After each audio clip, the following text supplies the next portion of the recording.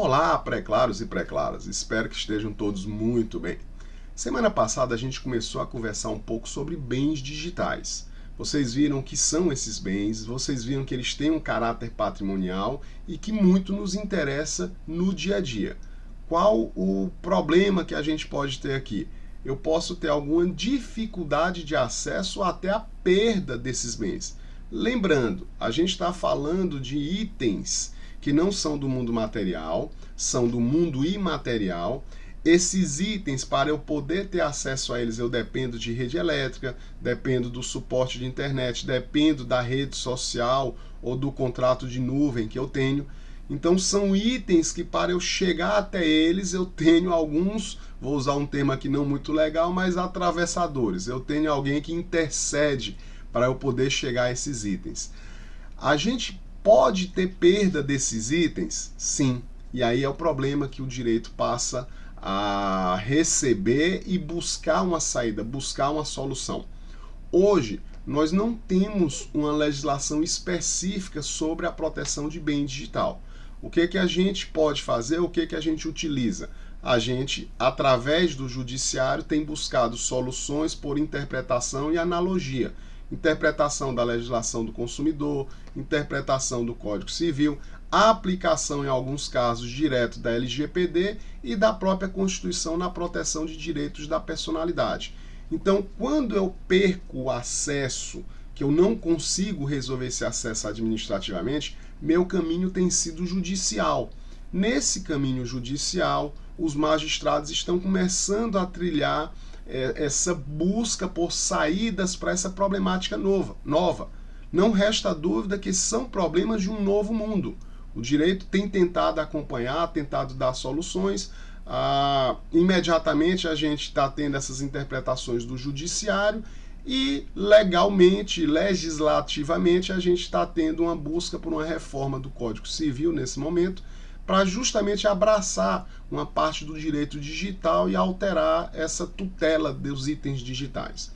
Quando eu falo tutela dos itens digitais, vocês têm, ou melhor, nós podemos pensar em duas situações que envolvem a possibilidade de perda desses bens e consequências. Situações envolvendo eu em vida, situações envolvendo o meu falecimento. Eu em vida, eu tenho um conjunto de itens que podem ter um caráter patrimonial, me interessa o acesso a eles, eu preciso do acesso a eles, e se eu perder esse acesso, o que é que pode acontecer? Por exemplo, eu tenho acesso a uma rede social, essa rede social de alguma forma traz um contato, no meu caso, com os alunos, com eventuais clientes, então eu tenho uma necessidade de que ela mantenha esse acesso. Eu posso também ter arquivos, minhas petições, minhas aulas, instruções, livros que eu estou escrevendo guardados nas nuvens. E se eu perder esse acesso, será que isso não causa prejuízo? Então vocês observam que eu em vida, eu tenho essa problemática. Eu falecendo, eu virando o famoso de cujos, pode também ter uma certa problemática. Esses itens que eu deixei, manuscritos, fotos, alguns arquivos com um caráter totalmente patrimonial podem ser de interesse de minha família, um legado que pode proporcionar algum acréscimo ao patrimônio deles. Então também no falecimento a gente pode ter consequências dessa questão envolvendo o acesso ou não acesso. Eu em vida, vamos tentar nos centralizar um pouco nisso agora. Eu em vida, eu posso ter problemas nesse acesso? Posso, tá? Vou tentar resumir toda a casuística em 3 grandes grupos. Eu posso perder o acesso por conta de uma atividade criminosa, alguém invadiu através do meu e-mail, através do meu celular, invadiu minha conta de uma rede social, roubou o acesso, estou usando meio troncho esse termo roubou, mas ele se apropriou e está utilizando minha rede social. Isso é atividade criminosa, tá? Eu posso perder o acesso por conta de alguma política do termos de uso da plataforma. Eu brinco muito com meus alunos de contratos, tá? A gente, quando está querendo baixar um programa, para baixar um aplicativo, seja em qual for o tipo de aplicativo, a gente abre uma paginazinha nos nossos celulares, essa paginazinha tem lá termos de uso. Normalmente a gente pega o celular, faz assim, vai direto nos dois pontinhos que tem lá embaixo, aceita o termos de uso e o outro declara que lia o termos de uso. A gente nem para ver um pouco o termos de uso. E o termos de uso tem várias políticas que podem implicar a perda de acesso à plataforma. Então isso é um cuidado que nós temos que ter, temos que verificar direito a política de uso daquela plataforma. Eu tenho algumas saídas jurídicas para excessos da plataforma? Claro que sim, eventualmente a gente comenta alguma coisa sobre isso. E a terceira forma que eu posso ter de perda desses bens digitais, de um acesso a uma rede social ou acesso a algum ativo, pode ser uma disputa com uma pessoa jurídica ou uma pessoa física. Eu abri uma firma em sociedade com outro indivíduo, nessa firma nós criamos uma rede social, em algum momento eu entro em debate, em contencioso com esse ex-sócio, brigamos, ele se tornou ex-sócio, e aí a gente, por conta de uma rede social que nós criamos com, sei lá, 1 milhão de seguidores, a gente vai entrar em um embate. Quem é hoje que não quer ter uma rede social com 1 milhão de seguidores? Olha o ativo que isso pode proporcionar, a situação de cash, de dinheiro que isso pode proporcionar. Então, quando a gente fala da perda em vida do acesso a uma rede ou a um bem digital, a gente está vendo aí que, no geral, são 3 situações. De toda forma, um grande cuidado que nós todos temos que ter. Primeiro, guardar tudo que envolve essa rede social. Quando você cria uma rede ou um acesso, você recebe e-mails de confirmação, você recebe códigos para ativação. Então esses e-mails, eles já são prova da tua propriedade, que você é dono daquilo ali. Você pode guardar ou compartilhar informações para outras pessoas ou para o seu próprio e-mail dessa rede. Você pode, e aí normalmente os colegas falam print. Eu sou meio temeroso com a palavra print, porque já tivemos algumas decisões judiciais que se eu só tenho print de tela, esse print, por não ter metadados, ele pode cair como prova, ele pode não se manter como prova.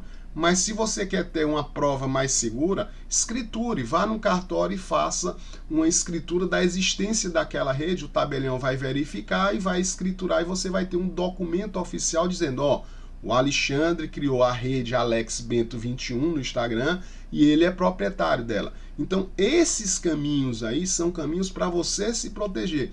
Nós precisamos fazer essa gerência de nossas redes e dos nossos acessos, sob pena de, naquelas 3 situações que eu acabei de comentar com vocês, temos uma eventual perda, tá? Também é interessante e de bom tom a gente manter alguns backups. E aí eu já estou falando especificamente dos nossos arquivos de áudio, vídeo, fotos e documentos. Existem algumas redes, quando vocês vão acessar, que dão uma olhada realmente no termos de uso, tem alguns contratos de acesso, termos de uso de prestadoras de cloud computation, de memória nas redes, de arquivos nas redes, nas nuvens, que eles abertamente dizem, não nos comprometemos com a manutenção dos arquivos, se houver perda dos arquivos, nós não somos responsabilizados e seria interessante o usuário manter backup físico, ou melhor, no seu computador caseiro, dos arquivos aqui guardados, ou seja, a prestadora de serviço aí de cloud computation, ela tenta se resguardar por meio, lá vem, termos de uso, olha como isso é importante. Então, o backup seria também uma forma importante de nós nos resguardarmos e evitarmos algum tipo de problema futuro. Especificamente sobre as 3 situações que eu comentei com vocês. Se houve uma atividade criminosa, pessoal, atividade criminosa, meu caminho normal e natural é ir a uma delegacia, registrar um BO e entrar em contato com a minha prestadora. Se eu perdi o acesso à minha rede social, entrar em contato com a prestadora para que ela trave pelo menos o uso, para evitar que o criminoso realize algumas de seus intentos, de suas atividades, e depois, futuramente, ele reabra meu acesso. Agora, infelizmente, às vezes a gente não consegue esse acesso. A rede, quando está verificando, ela por vezes não acredita. Por quê? Porque eu mando um e-mail, mando uma mensagem apenas dizendo, ó, essa rede é minha, foi roubada. Lembra que há pouco eu falei, ó, tenham provas? Se você tem aquele conjunto de documentos, de arquivos guardados, quando você tem um problema desse que você encaminha para a administração da rede social, você tem forte posição de reaver seu acesso. Por quê? Porque a rede social, ao analisar, ó, essa pessoa tem todos esses dados aqui, realmente ele é o proprietário. Olha como isso é importante para a gente. Agora, se a rede social não aceita minha tese e simplesmente diz que não vai me dar o acesso, o caminho vai ser a judicialização. Eu tenho proteção aí tanto do Código de Defesa do Consumidor como da Lei Geral de Proteção de Dados. E normalmente o judiciário, quando a gente prova, aí lá vem a questão novamente, eu tenho que ter algum meio de prova dessas situações. Quando eu consigo demonstrar a realidade que eu aqui tinha acesso àquela rede e ela foi usurpada por um criminoso, normalmente os juízes têm dado liminar e determinado que a rede social reabra, tá? Lembrando, se minha rede for uma rede realmente patrimonial, uma rede que gere lucros, na ação, inclusive, eu posso pedir danos contra a ausência do acesso a partir do momento que eu mostrei para a rede social que eu era o proprietário e ela não me deu guarida, não me deu a devida proteção, tá? Segunda situação, eu quero ter o acesso e eu estou, na realidade, em briga com uma pessoa. Tá? Essa pessoa está competindo comigo e ele alega que também é proprietário. Nesse caso aí a gente vai ter um impasse. Normalmente a rede social não vai aceitar, tá? Ela não vai compreender quem é quem aí na história. Como ela não compreende quem é quem, infelizmente aí a gente vai ter que judicializar o tema. Tem uma recente decisão de um juiz de primeiro grau do estado de Minas Gerais, que eu achei bem interessante, que eram dois sócios, aliás, não eram sócios, era uma pessoa que tinha uma rede boa, ele compartilhou essa rede numa determinada atividade empresarial, ele cedeu o uso para uma empresa, a empresa começou a lucrar mais do que ele, e ele resolveu que queria a rede de volta dele, e começou a atrapalhar o serviço da empresa. E o juiz entendeu que não, que houve uma negociação e que a empresa poderia manter o acesso a essa rede. E assim ele determinou, ó, continue aí o seu acesso e a gente não vai burlar o que foi feito no contrato. Aí, gente, é Código Civil, teoria da boa-fé na aplicação contratual e tem que ser mantido esse acesso, tá?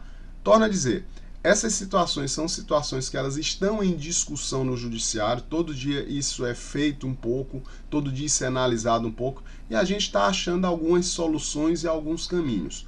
A terceira situação que eu mencionei na listazinha lá no início é quando a própria rede social te bloqueia o acesso, tá? Nesse caso, eu vou remeter um pouco à questão da atividade criminal, se foi a rede, por uma questão administrativa dela, que resolveu tolher meu acesso, eu tenho que verificar termos de uso, verificar se realmente eu burlei o termo de uso, eu não obedeci, e se eu obedeci e a rede está errada, faço aquele e-mail dedicado a explicar por que ela não deve me bloquear, tá? Ou se eu não conseguir por meio administrativo, novamente eu vou ter que judicializar. Essa questão administrativa, ela dá um bom tema de um vídeo futuro, porque a gente tem uma problemática aí envolvendo alguns digitais influencers quando eles entram em embate com alguma outra pessoa. O Alexandre Bento é um digital influencer, eu não gostei da opinião do cantor A ou do ator B e emiti minha opinião. Infelizmente, algumas pessoas que são fãs do cantor ou do ator transformam-se em haters e começam a entrar na rede social para denunciar o meu perfil. E por vezes o perfil acaba caindo. Dá uma discussão interessante. Vou tentar me justificar administrativamente perante a rede social. Caso eu não consiga, de novo, é algo que envolve riqueza para mim, envolve meu patrimônio. eu vou poder judicializar, mostrar que houve uma conduta que na realidade foi excessiva, pedir o meu acesso normalizado e também, claro, pedir eventuais perdas e danos. Tem um detalhezinho que a gente não vê muito nos livros e nas falas sobre esse acesso a redes sociais. E agora eu confesso, eu não lembro o nome da influencer, mas minha esposa segue uma influencer que ela sempre diz que não esteja presa apenas a uma rede. Tá? O que é que ela quer dizer com isso? Aquelas pessoas que realmente ganham, lucram com redes sociais, eles não podem estar presos apenas à rede A ou à rede social B. Por quê? No momento que ele tiver um conflito desse, uma problemática dessa, ele perde o acesso e fica sem nenhum contato com seus seguidores. Então é interessante você ter a rede social A, a rede social B, a rede social C e distribuir seu conteúdo em todas. Porque no momento de uma discussão dessa, você vai ter sempre o plano A e o plano B que pode protegê-lo, tá ok? Tentei aqui falar um pouco sobre essa situação em vida, essa problemática em vida, mas aí vem o questionamento. E quando a gente falece? O que pode acontecer com esses bens digitais que eu deixei e que minha família pode ter interesse em verificar e até utilizá-los, ver o que ele pode servir para seu conforto futuro? É o que a gente vai tentar conversar no nosso próximo vídeo. Forte abraço, fiquem bem, Papai do Céu proteja todos vocês.